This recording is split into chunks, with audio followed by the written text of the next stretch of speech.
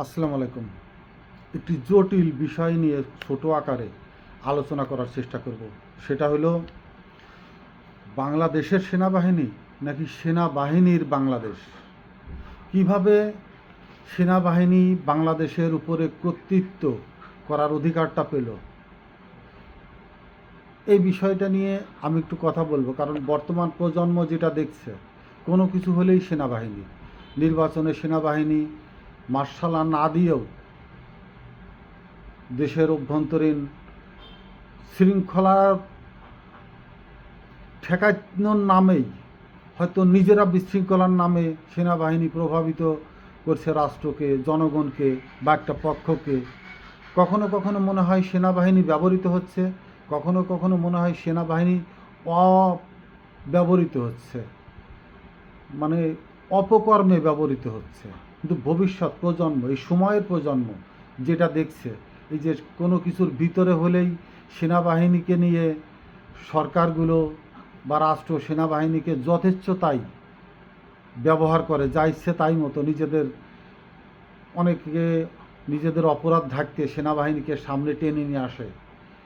এর পিছনে এই দুইজনের ভিতরে এতটা রাজনৈতিক শিষ্টাচারভাবে নিজেদের আন্তরিকতা, অন্তরঙ্গ, এটা রাষ্ট্রের পক্ষে না বিপক্ষে, সাধারণ মানুষের পক্ষে না বিপক্ষে, কিভাবে এই সংশ্লিষ্টতার সৃষ্টি হলো, এ নিয়ে ছোট একটু আলোচনা করলে ভবিষ্যৎ প্রজন্মটা একটু কিছুটা হলেও স্বস্তি বোধ করবে বা বোঝার চেষ্টা করবে।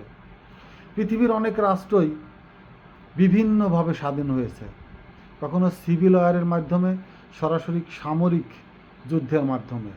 সামরিক যুদ্ধটা কি? যে রাষ্ট্রের থেকে সে স্বাধীন হবে সেটাও একসময় তার দেশ থাকে, কিন্তু সে যখন নিজস্ব বাহিনী গড়ে তোলে, সশস্ত্র বাহিনী গড়ে তুলে ওই রাষ্ট্রের সরকারি বাহিনীর সাথে যুদ্ধ করে তার বাহিনী যে স্বাধীন হচ্ছে, যুদ্ধ করে যখন স্বাধীন হয়, সেটাও এক ধরনের সামরিক বাহিনী, কিন্তু সেটা বেসামরিক বাহিনী, সরাসরি সামরিক বাহিনী না। সামরিক বাহিনীটার আমি পরে আসছি, তার আগে আসছি স্বাধীনতার সিস্টেম, কতগুলো উপাদেয় বস্তু নিয়ে। যেমন 67 সালে ব্রিটিশদের থেকে যে ভারত, বৃহত্তর ভারত, পাকিস্তান, বাংলাদেশ এবং ভারতবর্ষ নিয়ে যে ভারতবর্ষ স্বাধীন হয়েছিল, সেখানে কিন্তু ভারতীয় কোনো সেনাবাহিনী ব্রিটিশদের সাথে যুদ্ধ করেনি। ব্রিটিশদের সাথে সরাসরি যুদ্ধ করেছিল পুরা এই জনগোষ্ঠী, এই দক্ষিণ এশিয়ার বৃহত্তর এই ভারতবর্ষের সাধারণ মানুষ। কারণ এদের নিজস্ব কোনো সেনাবাহিনী ছিল না, যদিও সুভাষ বোস চেষ্টা করেছিলেন লাল ফৌজ গঠন করতে, কিন্তু তাকে সেটা করতে দেওয়া হয়নি। কিন্তু ইন্দিরা গান্ধী সিভিল জনমত তৈরি করে, সিভিল ওয়ারের মাধ্যমে, সিভিল দিয়ে ব্রিটিশদের সাথে আন্দোলন করে, কোথাও কোথাও সেই সিভিলিয়ানের দিয়েই যুদ্ধ করিয়ে পুরা পাক ভারত স্বাধীনতা অর্জন করেছিল। এটা সিভিল ওয়ার, সিভিলের দিয়ে। কিন্তু বাংলাদেশ যখন স্বাধীন হয়, সিভিল ওয়ার দিয়ে কিন্তু সংগঠিত হয়নি। বাংলাদেশ কিন্তু স্বাধীন হয়েছে সরাসরি পূর্ব পাকিস্তান, পশ্চিম পাকিস্তান মিলে যে একটি সামরিক বাহিনী ছিল, তার ভিতর থেকেই পূর্ব পাকিস্তানের সেনাবাহিনী কৌশলে তারা তাদের অবস্থান নিয়ে সরাসরি তারা তাদের হাতে ন্যস্ত থাকা অস্ত্র দিয়েই, ক্যান্টনমেন্টের অস্ত্র দিয়েই, মুক্তিযুদ্ধ তৈরির মধ্য দিয়েই এই সেনাবাহিনী পূর্বের রাষ্ট্রের, অর্থাৎ পূর্ব পশ্চিম পাকিস্তান নিয়ে যে পাকিস্তান রাষ্ট্র ছিল, সেই দেশের সেনাবাহিনীর বিরুদ্ধে যুদ্ধ করে দেশ স্বাধীন করেছে। অর্থাৎ এইটা হলো সামরিক বাহিনীর মাধ্যমে দেশ স্বাধীন হয়েছে। যদিও আমাদের সিভিল অনেক মুক্তিযোদ্ধারা সেনাবাহিনীর পাশে ছিল, সাথে ছিল, সেনাবাহিনীর সাথে কাঁধে কাঁধ মিলিয়ে যুদ্ধ করেছিল, কিন্তু বড় একটি অংশ নেতৃত্বে বাংলাদেশকে তারা সেক্টরে ভাগ করেছে। সেক্টর কমান্ডার সেনাবাহিনীর একমাত্র টাঙ্গাইলের যে কাদের, ভারতের ডিসপেন্সার দালাল, এটার পরিষ্কার ভাবে সে যে দালালি করেছে যুদ্ধের নামে, স্বাধীনতার নামে, সেটা হচ্ছে 71 সালের যে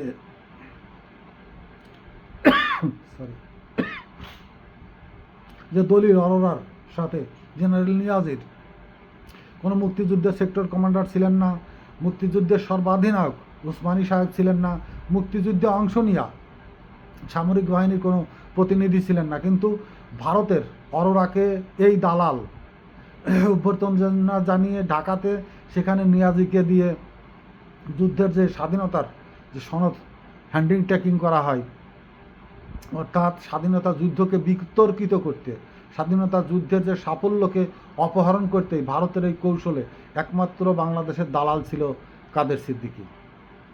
বাকিটা সম্পূর্ণই এদেশের সেনাবাহিনীর কৃতিত্ব। এই যে সেনাবাহিনী যুদ্ধ করে একটি নূতন দেশ স্বাধীন করে আনলো, তার আগে আরেকটু বলে নিই, আমেরিকা থেকে কিউবা স্বাধীন হয় কিন্তু ওই সিভিল ওয়ারের মাধ্যমে।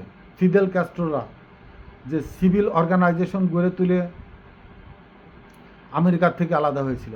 যেমন ভারত বড় ধরনের বৃহত্তর একটা দেশ, মাঝে মাঝে আমরা দেখি তেলেঙ্গানা, ত্রিপুরা বা আসামে একসময় অত্যন্ত স্বাধীনতার মুখোমুখি চলে এসে পরবর্তীতে আর পারে নাই। অমৃতসর, কাজাকিস্তান, খ্রিস্টানদের, ওদের 29টে যে অঙ্গরাজ্য আছে সবগুলো অঙ্গরাজ্যেরই কিন্তু অঙ্গরাজ্যের সাধারণ মানুষই কিন্তু ওদের বৃহত্তর রাষ্ট্রীয় যে কেন্দ্রীয় সামরিক বাহিনী সেখানে চাকরি করে, কিন্তু ওদের দেশের ওই এক অঙ্গরাজ্যের সৈনিক ওই দেশে রাখে না, অন্য সমস্ত জায়গায় ছিটিয়ে ছটিয়ে দেয়, যার জন্য ওরা এককভাবে বাংলাদেশের মতো আর সেরকমের সামরিক শক্তি কোনো অঙ্গরাজ্য গড়ে তুলতে পারে না, শক্তিশালী হইতে দেয় না। যেমন তেলেঙ্গানা দেখলেন সম্প্রতি সিভিল ওয়ারের মতো হয়ে আসছিল, কিন্তু ওদের নিজস্ব কোনো সেনাবাহিনী নেই, কেন্দ্রীয় সামরিক বাহিনী সেখানে যে তাদের সেই ষড়যন্ত্র বলেন, বিদ্রোহ বলেন, দমন করে ফেলেছে। অমৃতসর বলেন, খ্রিস্টানদের যাদের হাতে ইন্দিরা গান্ধী নিহত হয়েছিল সেই শিখদের এই যে সিভিল ওয়ার তারা গড়ে তুলতে পারে না, অর্থাৎ নিজস্ব সেনাবাহিনী হয়ে ওঠে না। আর যে সিভিল জনগণের থেকে যে অভ্যুত্থান স্বাধীনতার মুখোমুখি হয়ে আসে তখন তারা কেন্দ্রীয় সামরিক বাহিনী দিয়ে সেটাকে কন্ট্রোল করে, সিভিল ওয়ারকে দমন করে। কিন্তু বাংলাদেশের প্রেক্ষাপট ভিন্ন। যদিও অনেকেই বলে, মানে এটা কি বলবো, তেতলামি শেষরামি করার জন্য বলে যে স্বাধীনতা যুদ্ধের পিছনে আমলীগের অবদান আছে। হ্যাঁ, অবদান এইখানে আছে যে মানুষকে স্বাধীনতার পক্ষে কথা বলার মতো পরিস্থিতি তৈরি করেছিল, সৃষ্টি করেছিল, কিন্তু এই দলটা এই পরিস্থিতি সৃষ্টির পিছনে ভারতের অনেক মদত ছিল।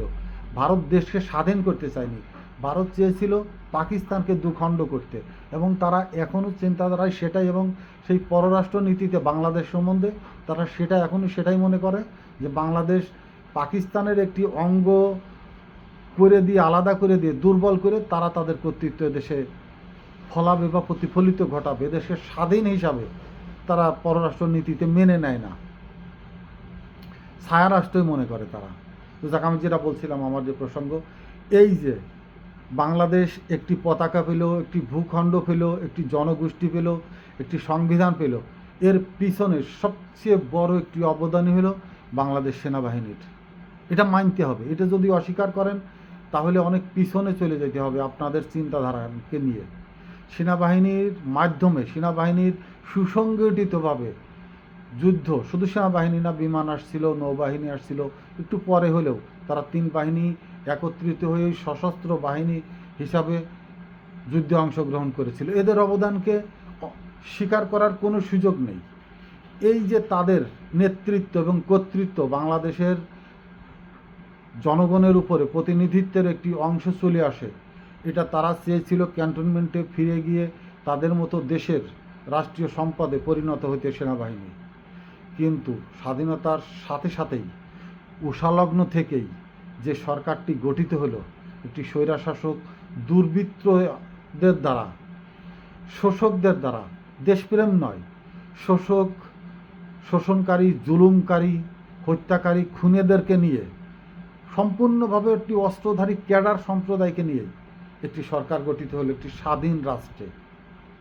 একটি স্বাধীন রাষ্ট্রে যে দেশের জনগণ সেনাবাহিনী দেশটাকে স্বাধীন করলো, পুরা তাদেরকে নিষ্ক্রিয় করে, নিরস্ত্র করে, পুরা একটি দুর্বৃত্তের নখর এদেশের মানচিত্রের উপরে রাজনৈতিক দল হিসাবে প্রতিষ্ঠিত করে তারা এমনভাবে জনগণের গলা চিপে ধরল যে জনগণ শ্বাসরুদ্ধ হয়ে মৃত্যুপ্রায়, এ জাতি যেন বিলুপ্তপ্রায় জাতিতে পরিণত হচ্ছিল। এই যে সেনাবাহিনীর উপরে জনগণের আস্থাটা কীভাবে তৈরি হলো, ঠিক এইখান থেকেই জনগণ যখন দেখলো যে আমরা যে সরকার গঠন করলাম, যাদের উপর বিশ্বাস করে স্বাধীন দেশের দায়িত্ব দিলাম, তারা তো কোনো রাজনৈতিক প্রতিনিধিত্ব করে না, তারা তো আমাদের ধন সম্পদ লুটে নিচ্ছে, আমাদের সন্তানদেরকে খুন করছে, রাহাজানি করছে, পার্শ্ববর্তী দেশের সকল সুযোগ সুবিধার দিকে তারা মনোনিবেশ করছে। তারা একচ্ছত্রভাবে রাষ্ট্রের নামে একটি ত্রাস বাহিনী রাষ্ট্রকে কন্ট্রোলে নেওয়ার চেষ্টা করছে, যার জন্য ৭৫-এর ১৫ আগস্ট সংগঠিত হয় এবং সাধারণ মানুষ সেনাবাহিনীর দ্বারস্থ হয়, ক্যান্টনমেন্টের দিকে উদার হস্তে মন খুলে এগিয়ে যায় এবং সেনাবাহিনীকে স্বাগত জানায়। সেই স্বাগতের মধ্যে দিয়ে কিন্তু একমাত্র জিয়াউর রহমানই পেরেছিলেন জনগণের আদর্শগত জায়গায়, যে জনগণের মনের ভিতরে ঢুকে জনগণকে ভালোবাসায় উদ্বুদ্ধ করেই দেশ শাসনের দায়িত্ব নিয়েছিলেন। এবং এটাতেই ভারত অখুশি ছিল, ভারত নারাজ ছিল, ভারত তাদের বাংলাদেশের থেকে দৃষ্টিভঙ্গি অন্যদিকে মনে করছিল, যে তাদের সেই জায়গাটাতে এই জিয়াউর রহমানের সরকার নেই, যার জন্য সেই ষড়যন্ত্রেরই আরাক হত্যাযজ্ঞ জিয়াউর রহমানের সময়। তো তার পরবর্তীতে এরশাদ এসেও সেনাবাহিনীকে ব্যবহার করেছে তাকে শক্তিশালী করবার জন্য। এই যে সেনাবাহিনীর কাছে জনগণ বারবার যে ফিরে যাওয়ার মনোবিষ্ট হয়, আকৃষ্ট হয় সেনাবাহিনীর দিকে, এটা কেন? এই জনগণ যখন সরকার দ্বারা অত্যাচারিত হয়, চাবুকের ঘায়ে কষাঘাতে জর্জরিত হয়ে পড়ে রাষ্ট্র, তখন তারা একটি নিরাপদ, নিরপেক্ষ, সততা, একনিষ্ঠ, দেশপ্রেমিক সম্প্রদায়কে খোঁজে। তাদের কাছে তাদের দায়িত্বটা তুলে দিয়ে তারা দেশের ভালোবাসায় উদ্বুদ্ধ হতে চায়, মনোনিবেশ করতে চায়। সেই ভালোবাসার জায়গাটাই বারবার এই সেনাবাহিনী দখল করে রেখেছিল। কিন্তু এই যে অসহায় অবস্থায় সাধারণ মানুষ সেনাবাহিনীর দ্বারস্থ হয়, এই জায়গাটুকু, এই পিন পয়েন্টটা জায়গাটুকুই শেষতক শেখ হাসিনা অর্থাৎ স্বৈরা শাসক বুঝতে পেরেছিল যে সাধারণ মানুষ কেন বারবার সেনাবাহিনীকে সাহায্য চায়, সেনাবাহিনীকে আহ্বান জানায়, সেনাবাহিনীকে তাদের এই বিপদের সময় পাশে চায়। অতএব সেনাবাহিনীকে ব্যবহার করতে হবে, সেনাবাহিনী তাদের মতো করে নিতে হবে, যেন জনগণ যে সেনাবাহিনীকে চাবে, সেনাবাহিনীকে পাবে, সেটাও যেন তারই একটি অংশই পায়, আমলিগেরই একটি অংশই পায়, আমলিগের সরকারেরই একটি অংশ পায়। যার জন্য আজকের এই জেনারেলদের এই পরিস্থিতির ভিতরে পড়তে হয়েছে। অর্থাৎ সেনাবাহিনীকে সিভিল সরকার তাদের অংশের মধ্যে টেনে নিয়েছিল।